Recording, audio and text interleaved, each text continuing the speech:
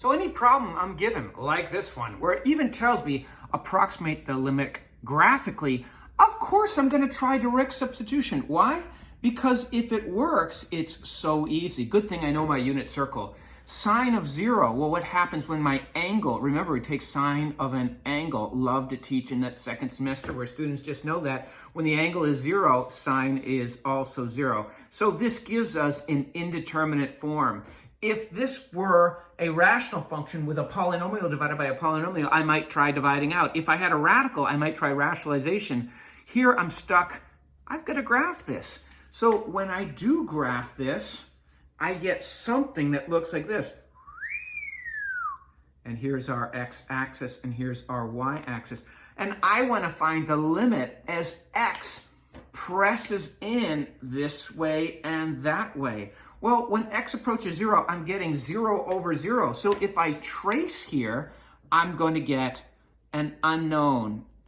I have a hole there. Well, as you get closer and closer and closer and closer, using your trace feature, which is menu 5.1, you can observe what's happening to the y. And you'll get, you'll get something that's very, very close to 1.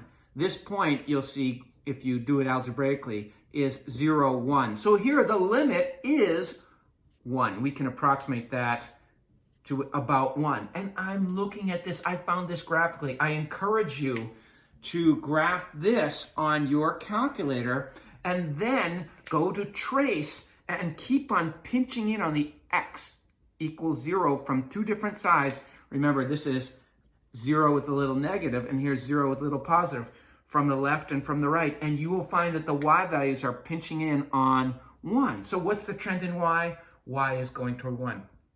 Does the limit exist? Yeah, it's 1. Is the limit reached? No, we have a hole there.